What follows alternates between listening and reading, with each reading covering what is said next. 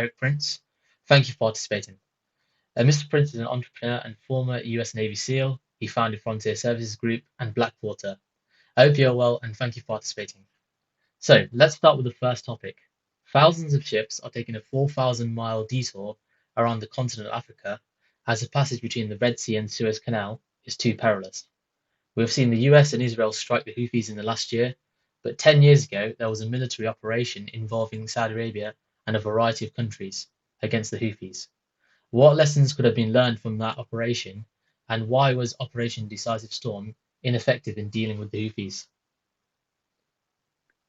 I think it's very dangerous to equate buying expensive military capability, military stuff, with actually having military capability. It's not just about uh, what is the famous biker say? It's not just about the bike. Yes, Um, it's hardware and hardware combined with relevant tactics. And so the Saudis and Emiratis that went charging in there, however well intentioned they were defeated by an enemy that knew the terrain, used it to their advantage, and it really fought them to a standstill. The Israeli strikes, the U.S. strikes are very, I would say, very limited in success, and not going to change the outcome of the battle space. Um, Without sounding too brutal, the only air campaign alone that ever actually ended a war were Hiroshima and Nagasaki. And I'm not advocating for that at all. But so this idea that an air campaign alone is going to make the Houthis behave better and stop jamming up a major international shipping way is, I think, foolhardy. So someone has to put boots on the ground. Someone has to engage the Houthis in ground combat um, to actually make this change. excellent point there. Now, I was also remembering that at that particular time, Saudi Arabia was requesting some troops from Pakistan, so asking for Pakistani troops and ships and planes to like participate, but they kind of never really did take part. So yeah, without just using air support alone isn't really enough to be able to take on the Houthis, especially with how like mountainous and the terrain will be seen in Yemen. But yeah, excellent points there. Thank you. So we'll talk about the second topic of discussion. So we often associate the wars in Afghanistan and Iraq with chaos and death. There were periods of lulls where there was relative calm, and different choices could have potentially led to these conflicts being wrapped up much more neatly. So the US was very adamant on staying involved and shepherding these countries through setting up new government frameworks. However, one main factor that was ignored is the legitimacy of those institutions and hierarchies in the eyes of the native populations. So the US set up a council to decide the next government, and the vast majority wanted the former king Zahir Shah to be the ruler of Afghanistan.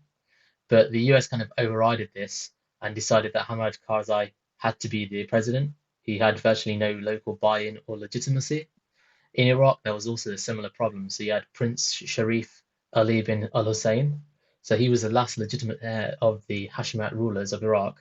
So he returned in January 2004, and he was pushing for a constitutional monarchy framework. However, this was also ignored, and instead we saw kind of Iranian-backed rulers take power in Iraq. So taking this all into account, why was the US so against constitutional monarchy frameworks in Afghanistan and Iraq post the invasion?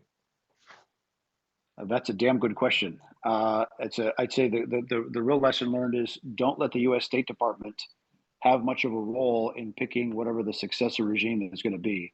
I actually I met Zahir Shah in 1997 already. I sponsored a peace conference.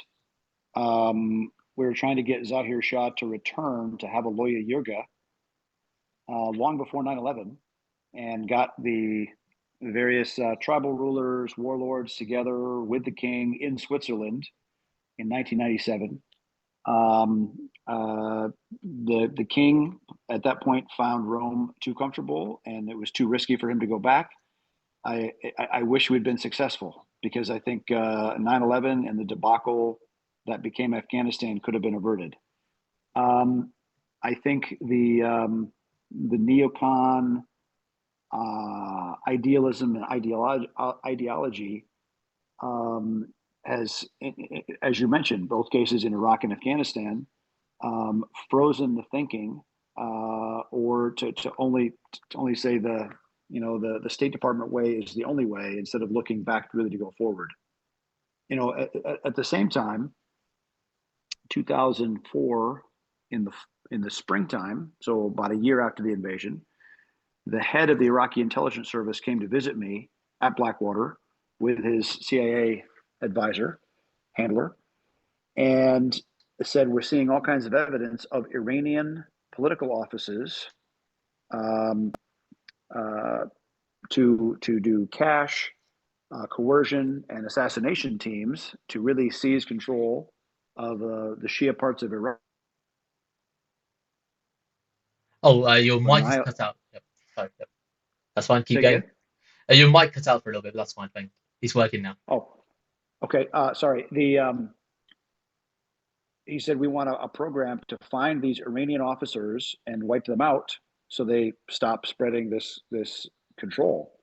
And we priced the whole thing up. The agency was going to pay for it. And Condoleezza Rice, the national security advisor, said, no, we have to respect the political process. Iran is not our enemy. And it was such naivete. It was such a non-understanding of power and how ancient regimes think. And, for Iran, they wanted to make sure to subjugate Iraq, that they never had another Iran-Iraq war of the 80s. And they did that, and they have subjugated Iraq. And I'm sorry for the suffering. Iraq would be much more successful and peaceful today. They never would have had that big ISIS flare up if the Iranians did not have the kind of hegemony that they do. Yeah, I would agree with that, especially as if you look at after World War II, they wanted originally Hirohito to kind of abdicate, but then one of their red lines was that they want to keep their emperor, and so they kind of just stepped down and kept a kind of kind of constitutional monarchy in Japan, and it's kind of seen the progress and development in Japan in such a positive way as compared to Yep. Iraq, where it's just gone completely downhill and it was just very chaotic. And it seems like if they had more local buy-in, they could have seen a better end result. Anyway, so let's go to the third topic. So, across the world, in higher income, more advanced democracies, we have generally seen government spending massively increase. Budget deficits are enlarging, and the electorate is more dismayed at the diminishing results. So we've seen Doge in the new Trump administration, although Elon Musk has even admitted that big savings need to be made in defense and welfare and education, compared to just a few government departments. So taking all of that into account, how can we adapt the Blackwater model to government, considering that government spending is soaring whilst the outcomes are diminishing? Well, look, maximum compliments to Elon Musk and applying his amazing team and brain power to try to solve this. The spending in the US government across all departments in every activity has gone absolutely bonkers too high. Grotesque levels of waste and theft and fraud and criminal amounts. The defense budget now is nearing $1 trillion, but the health and human services, the all those things that fall under RFK, Bobby Kennedy's department, that's a $1.9 trillion. And so, again, as Musk has found lots of people that are 150 years old that are still collecting Social Security, and even some people that haven't been born yet collecting Social Security or welfare or retirement. Um, that's the kind of nonsense. So there's a lot of waste that can be done around this. Our healthcare is it's not really private and it's not really government. It's subsidized, which is kind of the worst of both worlds. And so we actually need to legalize competition for health insurance across all 50 states instead of having it chopped up into 50 unique entities.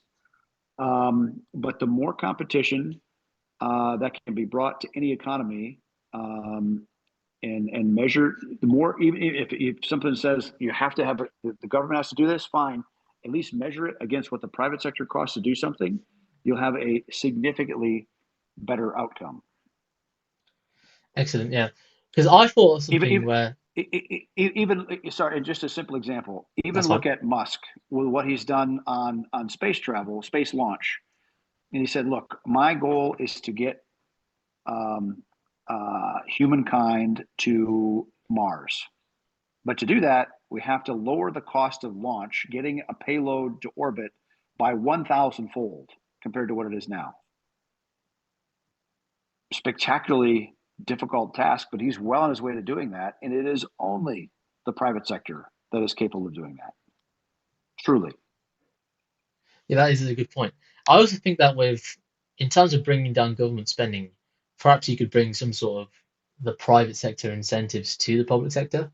So I always thought it'd be good if there was like a anonymous hotline or something, and if you were in a government department, or if you were in some sort of company which provides contracts to the government, if you knew something that was kind of wasteful or far too kind of too expensive compared to what it could be, you could kind of report it, and then anonymously, if any savings are made, then you can make a portion of that saving.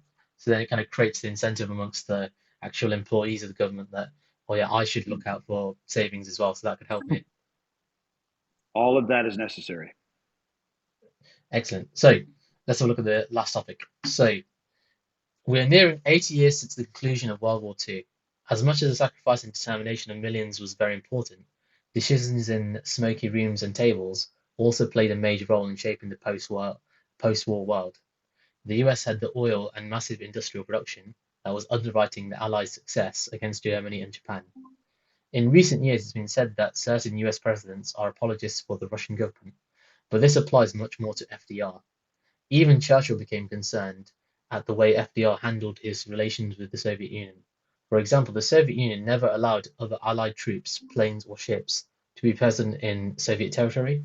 So this meant that US ships had to take very dangerous routes to transport aid, which the Soviet Union relied on. They refused to allow Allies to refuel their planes, which meant that they could not support the Polish Home Army when they were in the Warsaw Uprising against the Nazis. There's also many more concessions that FDR made during the war that helped the Soviet Union conquer much of Europe. So there's a great book by called Stalin's War by Sean McMeekin. So he details many of the concessions and mistakes that were made. So how could FDR have dealt with the Soviet Union from a position of strength?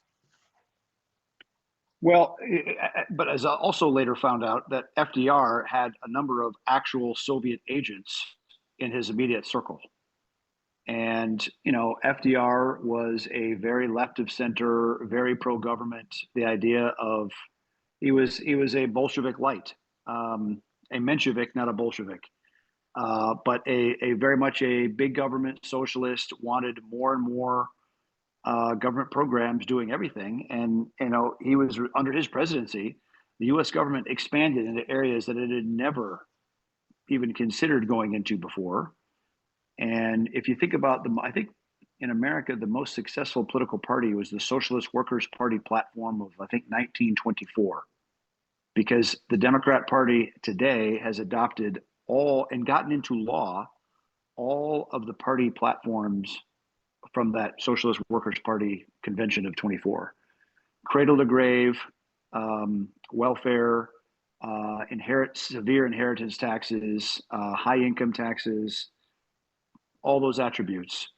Um, Roosevelt was in an extremely strong position at the end of World War II, but he was truly an intellectual fellow traveler of the Soviet Union.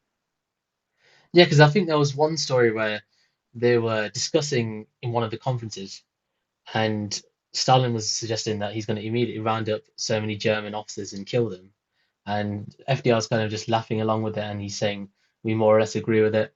And I think they kind of pushed America to push for unconditional surrender. So unconditional surrender ended up being quite good for the Soviet Union because they could have a deal with the Nazis whenever they wanted to, if they wanted.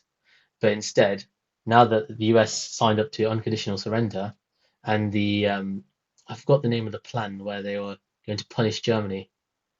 It slipped my mind. There was a plan where the US was planning on punishing Germany, and so he got the Germans to fight the Germans really hard, to fight the US really hard, so that the Soviet Union could have a slightly easier time at the end. And there were certain things that he kind of did lots of maneuvering, which helped the Soviet Union and helped them have a position of strength by the end of the war. Whilst FDR was kind of always hoping to get into Stalin's good graces and concede even more and more to him. Yeah, it's troubling times.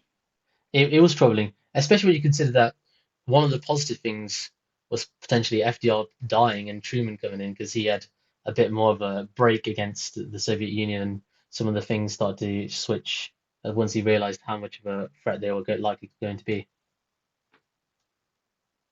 Yeah, and when Truman became president, he even became aware of the Manhattan Project. He was not even briefed into it, which I find amazing.